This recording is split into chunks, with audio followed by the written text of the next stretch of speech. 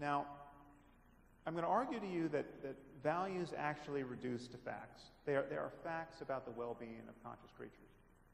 And I'm going to walk rather lightly over some of the old and all too influential and I think ultimately boring and misleading arguments in philosophy that have covered this terrain. I just want to say that there's going to be a Q&A period after this talk.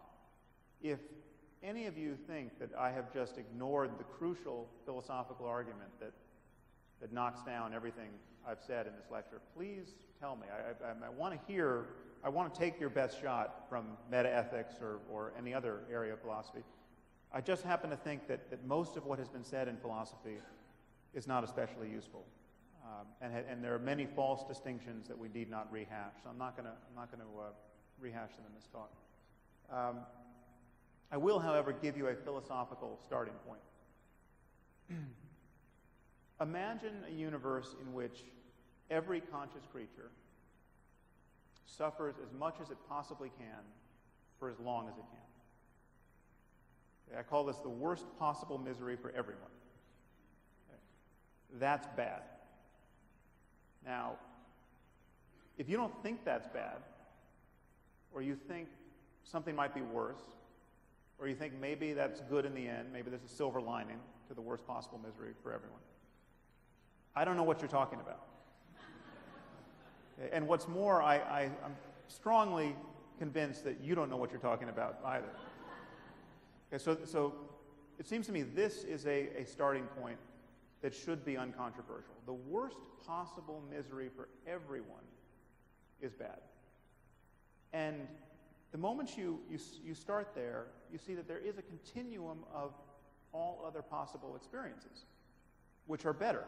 I mean, every other state of the universe is better than the worst possible misery for everyone. And this is, again, I don't see how this, I'm constantly colliding with people who think this is a controversial assumption. I just do not see it.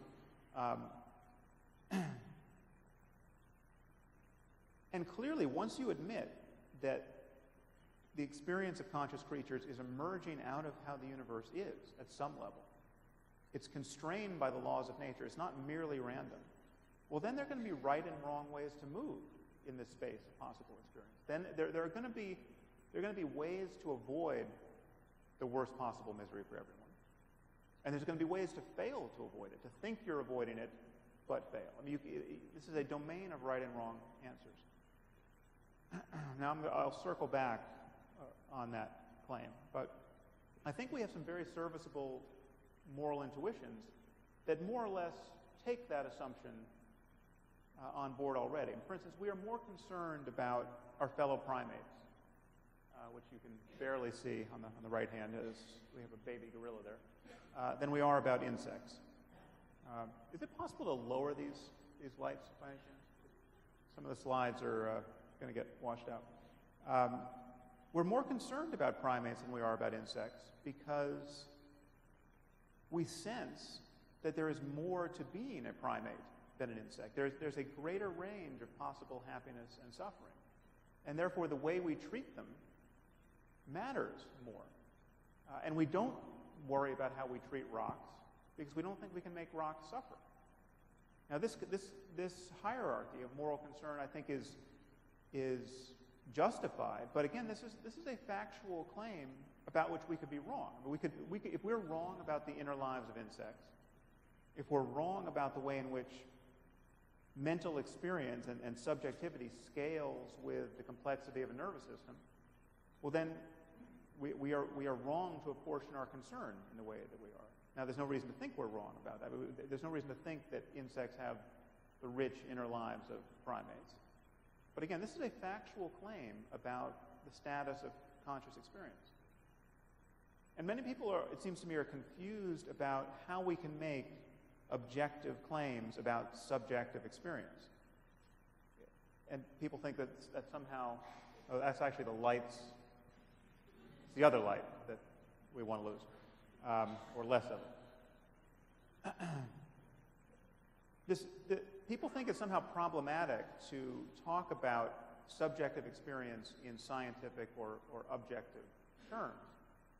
It really isn't. I mean, this is a... and it actually doesn't matter whether we can see how we would immediately get the data in hand. I mean, for instance, you talk about the inner life of a gorilla. We don't know what it is entirely, but we know what it isn't. I mean, so what was that gorilla thinking at the moment the shutter was released on the camera? I don't know. We'll never know. But it wasn't thinking, I wonder whether the notorious atheist Sam Harris is going to use me in a PowerPoint presentation. Okay, we know it wasn't thinking that. That is a claim about the status, the content of gorilla experience. And it's a claim that is, to claim the opposite would be truly incredible. Okay? And this is in principle a scientific claim about the nature of conscious experience, in this case the experience of gorillas. And I would argue to you that excuse me, I lost the slide. That this analogy between, or this link between morality and value and the well-being of conscious creatures is no more problematic than in talking about physical health. I mean, we have a science of medicine that is entirely predicated on the concept of physical health. And yet the concept of physical health is truly loose and in the limit undefined, because it changes as we make progress in medicine. When this statue was carved, life expectancy for a human being was like 25 or 30. It's now 80 in the developed world. It could be 1,000 given the right breakthroughs in genetic engineering or medicine generally. You could one day expect to be able to regrow your missing limbs like a salamander, and you would rush to the hospital if you couldn't do that. Okay, the fact that human health is a truly open-ended and ultimately elastic concept does not make the science of medicine philosophically unjustified. No one ever worries that medicine can't be a science because we don't have an absolutely rigorous definition of health that is not open to change. So too with the concept of well-being. Well-being is truly open-ended. There can be frontiers to well-being that are as yet undiscovered. And yet we know that there's a difference between the worst possible misery for everyone, or the abject suffering of a human being, and all other possible states that are better than that.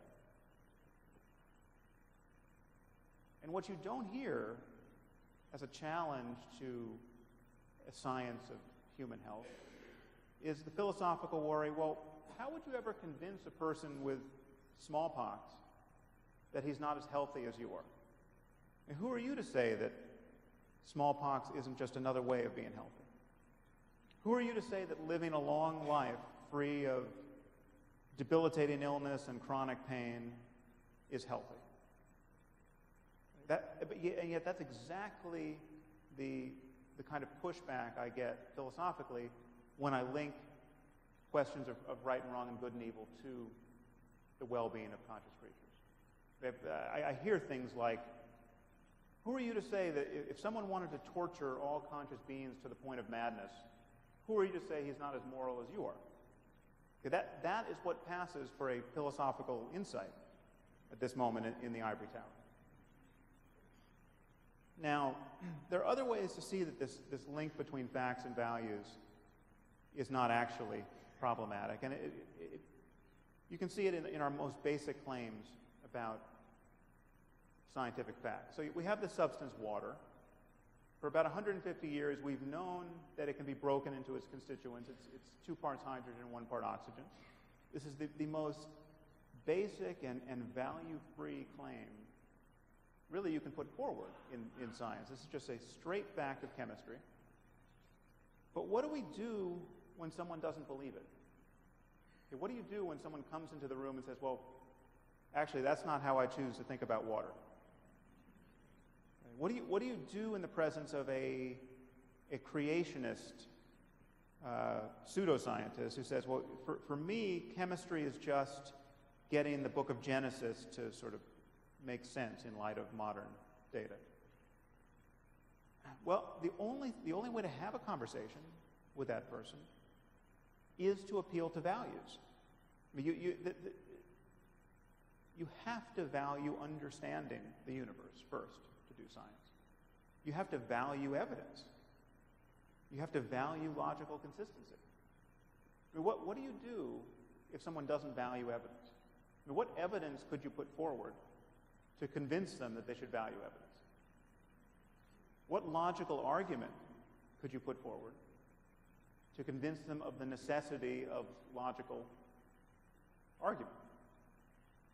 Okay, so there really are, the most basic scientific facts are only can get on the table as facts given certain values. So that this gulf between facts and values just doesn't make sense. And so too with intellectual honesty and parsimony and mathematical elegance. Those are all values. Now there's another way to bridge this gap between facts and values. And it's when you consider what belief is at the level of our discourse and ultimately at the level of the brain. We believe things about facts. And this constitutes all of science and history and journalism and all of our basic knowledge of the world.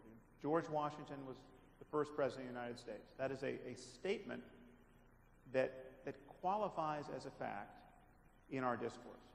It's just a sentence, but it purports to represent the way the world was.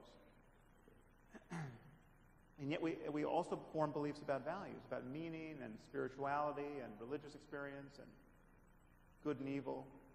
And there's a sense that, again, that these must be radically different operations. Now, we looked at this in a neuroimaging experiment. We put people in an fMRI scanner and just had them read the most basic truth claims from many different categories: logic and mathematics and ethics and religion and autobiography. And these statements were picked to be clearly true or clearly false. And then we compared these two states of the brain, belief and disbelief.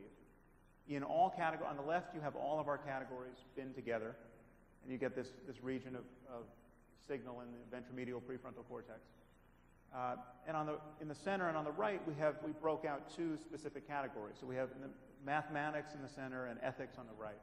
Now, these are very similar maps. There were no other regions in the brain reporting the difference between belief and disbelief. And our mathematical stimuli were just equations, totally value-free statements. These are just true and false equations. And our ethical stimuli were statements, highly value-laden statements, like it's good to be kind to children versus it's good to torture children. So the acceptance of a proposition as true versus its rejection as false gives you this region of signal in the prefrontal cortex.